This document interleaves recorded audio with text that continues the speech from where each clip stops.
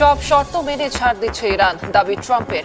পারমাণবিক কেন্দ্রে প্রবেশ ইস্যুতে আগের অবস্থানে অটল মুজতবা প্রশাসন, আশুরা ঘিরে তেহরানের নানা আয়োজন।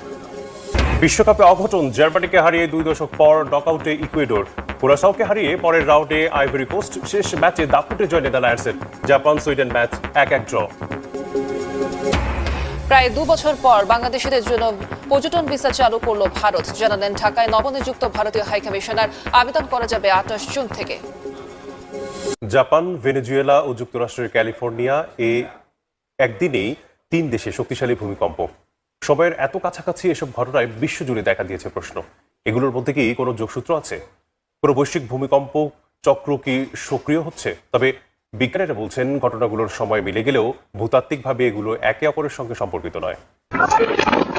বুধবার ভেনেজুয়েলায় শক্তিশালী 2টি ভূমিকম্প আঘাত হানে। এতে প্রাণহানির পাশাপাশি ব্যাপক ক্ষয়ক্ষতি হয়। জাপানের উত্তর পূর্ব উপকূলে 6.9 মাত্রার ভূমিকম্প আঘাত হানে। যুক্তরাষ্ট্রের নর্দার্ন ক্যালিফোর্নিয়ার মেন্ডোসিনো কাউন্টিতে আঘাত হানে 5.6 মাত্রার ভূমিকম্প। স্বাভাবিকভাবেই এত অল্প সময়ের ব্যবধানে 3টি ভূমিকম্প বিশ্বজুড়ে কৌতূহল ও উদ্বেগের জন্ম দিয়েছে। সামাজিক মাধ্যমে অনেকেই প্রশ্ন তুলেছেন, এসব ভূমিকম্প কি কোনো বৈশ্বিক ভূতাত্ত্বিক পরিবর্তনের ইঙ্গিত? তবে বিজ্ঞানীরা বলছেন, সময়ের মিল থাকলেই ঘটনাগুলোর মধ্যে সম্পর্ক আছে এমন ধারণার কোনো বৈজ্ঞানিক ভিত্তি নেই। ক্যালটেকের সিসমোলজিস্ট লুসি জোনসের মতে, হাজার হাজার কিলোমিটার দূরে অবস্থিত পৃথক ফল্ট লাইনে সংঘটিত বড় ভূমিকম্প সাধারণত একে অপরকে পরিচালিত করে না।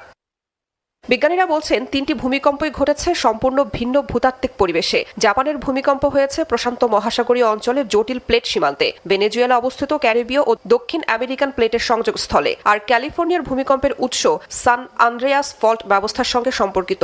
অর্থাৎ প্রতিটি ঘটনায় সঞ্চিত টেকটনিক চাপ আলাদাভাবে মুক্ত হয়েছে। তবে ঘটনাগুলোর মধ্যে একটি মিল অবশ্যই রয়েছে। 3টি পৃথিবীর সবচেয়ে সক্রিয় ভূমিকম্প প্রবণ অঞ্চলের অন্তর্ভুক্ত। বিশেষজ্ঞদের মতে এটি কোনো বৈশ্বিক চেইন রিয়াকশন নয়, বরং পৃথিবীর টেকটনিক প্লেটগুলোর স্বাভাবিক ও চলমান গতিশীলতারই প্রতিফলন। তাই আতঙ্ক নয়, বরং ঝুঁকিপূর্ণ অঞ্চলে দুর্যোগ প্রস্তুতি ও আগাম সতর্কতা ব্যবস্থার উপর গুরুত্ব দেওয়ার পরামর্শ দিচ্ছেন বিজ্ঞানীরা। হরমুজ প্রণালী ঘিরে আবারও বাড়ছে কূটনৈতিক ও নিরাপত্তা সংকট। ইরান যুক্তরাষ্ট্রের উত্তেজনা কমাতে নতুন যোগাযোগ চ্যানেল চালুর দাবি করছে ওয়াশিংটন। আবার ভবিষ্যৎ ব্যবস্থাপনা নিয়ে আলোচনা চালিয়ে যাওয়ার ঘোষণা দিয়েছে ইরান, ওমান। তবে নির্ধারিত রুট অনুসরণ না করলে কোনো জাহাজ নিরাপত্তার নিশ্চয়তা পাবে না বলে হুঁশিয়ারি দিয়েছে পারস্য উপসাগর প্রণালীর কর্তৃপক্ষ। এর মধ্যে ওমান উপকূলের কাছে সিঙ্গাপুরের পতাকাবাহী একটি জাহাজে হামলার ঘটনা নতুন উদ্বেগ তৈরি করেছে।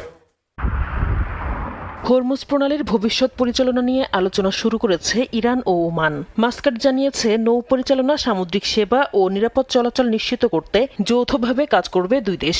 তবে নিজেদের জলসীমায় সার্বভৌম অধিকার বজায় রাখার বিষয়টিও স্পষ্ট করেছে তেহরান ও মাস্কাট।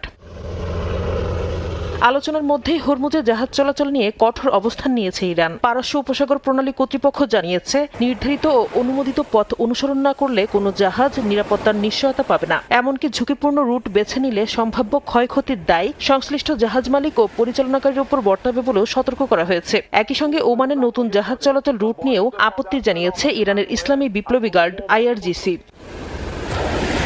এর মধ্যেই ওমান উপকূলের কাছে সিঙ্গাপুরের পতাকাবাহী একটি জাহাজে হামলার ঘটনা নতুন করে উদ্বেগ তৈরি করেছে।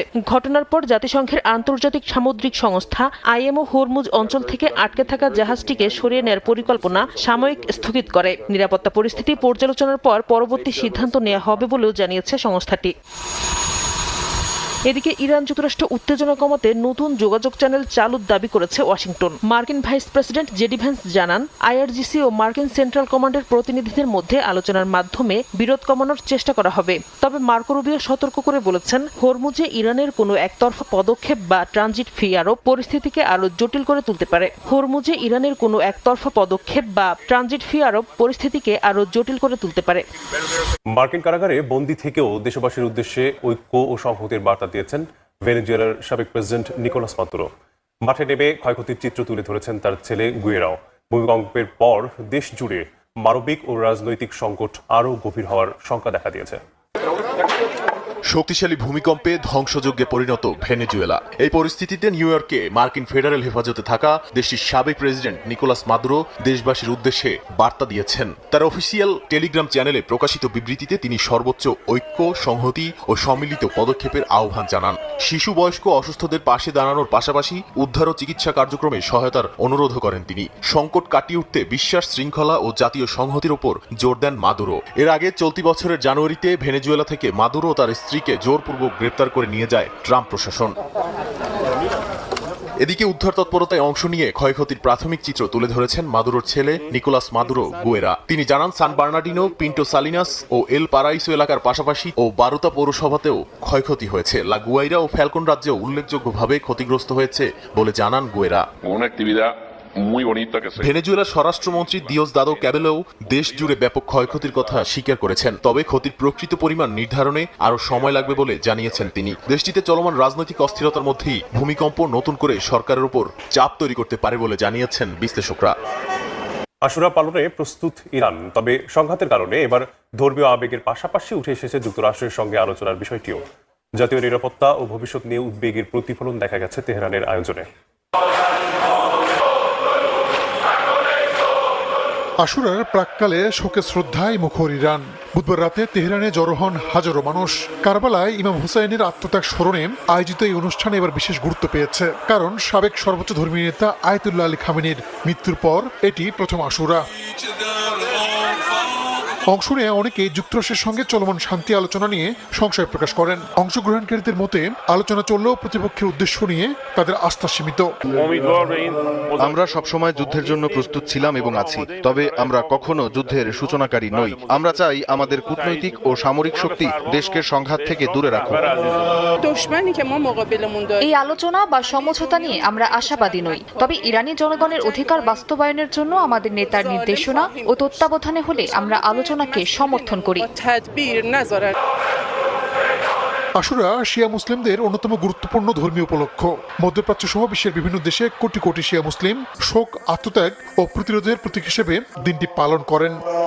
মার্কিন কংগ্রেসের মধ্যবর্তী নির্বাচনকে সামনে রেখে নিউ ইয়র্কে প্রাথমিক প্রার্থী বাছাইয়ে ব্যাপক জয় পেয়েছে জোহরান মামদানি সমর্থিত প্যানেল। এর মধ্য দিয়ে ডেমোক্রেটিক পার্টির রাজনীতিতে স্পষ্ট হয়ে উঠছে মামদানির প্রভাব। বিশ্লেষকরা বলছেন, গাজা যুদ্ধকে কেন্দ্র করে ডেমোক্রেটিক পার্টির ভেতরের বিভাজনকেও স্পষ্ট করে তুলেছে এই নির্বাচন, আর সেটিকে কাজে লাগিয়ে নিজের অবস্থান শক্ত করছে নিউ ইয়র্কের মেয়র।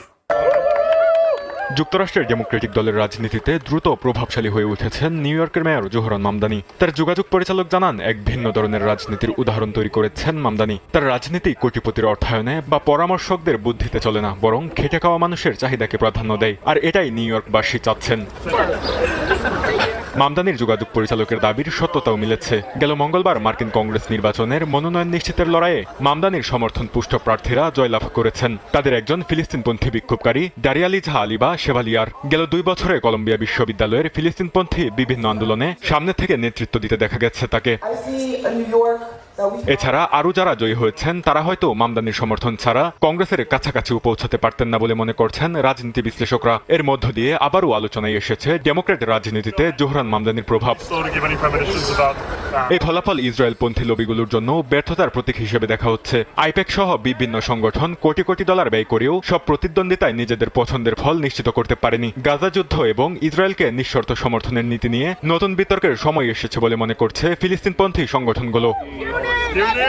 ট্রাম্প প্রশাসনের অভিবাসন নীতির পক্ষে বড় রায় দিয়েছেন যুক্তরাষ্ট্রের সুপ্রিম কোর্ট। দুইটি আলাদা রায়ে অস্থায়ী সুরক্ষা কর্মসূচি বা টিপিএস এবং সীমান্তে আশ্রয় প্রার্থীদের প্রবেশ সংক্রান্ত নীতিতে প্রশাসনের অবস্থান বহাল রেখেছে আদালত। এতে 10 লাখেরও বেশি অভিবাসীর ভবিষ্যৎ অনিশ্চয়তায় পড়তে পারে বলে আশঙ্কা করা হচ্ছে।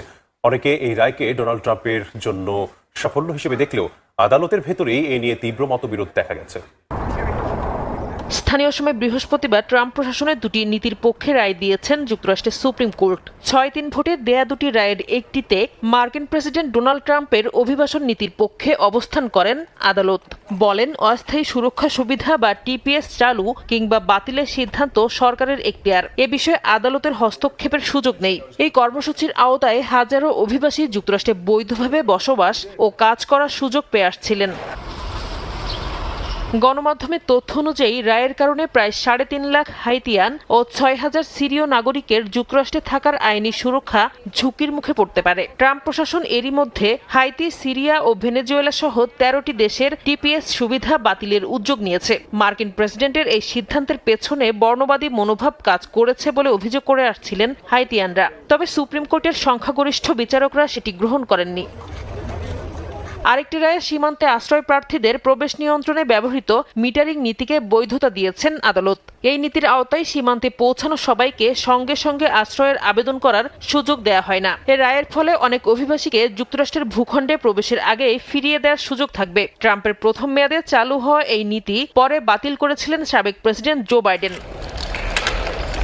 তবে রায়ের বিরোধিতা করেছেন উদারপন্থী বিচারকরা। বিচারপতি সোনিয়া সোটোমায়ের সতর্ক করে বলেছেন, এর ফলে আরও মানুষ ঝুঁকিপূর্ণ পথে সীমান্ত অতিক্রমের চেষ্টা করতে পারে। অভিবাসী অধিকার সংগঠনগুলোর আশঙ্কা, টিপিএস সুবিধা হারালে শুধু অভিবাসীরাই নয়, যুক্তরাষ্ট্রের শ্রমবাজার ও অর্থনীতিও চাপের মুখে পড়বে।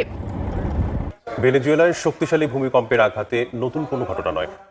স্বাধীনতার পর থেকে একাধিক বড় ভূমিকম্পে প্রাণহানি, অবকাঠামোগত ক্ষতির সাক্ষী কারাকাস। বুধবারের কম্পনের পর আবারও সামনে এসেছে দেশটির ভূমিকম্প ঝুঁকির বাস্তবতা। বুধবার ভূমিকম্পে কেঁপে ওঠে ভেনেজুয়েলা। বিশেষজ্ঞদের মতে ক্যারিবীয় ও দক্ষিণ আমেরিকা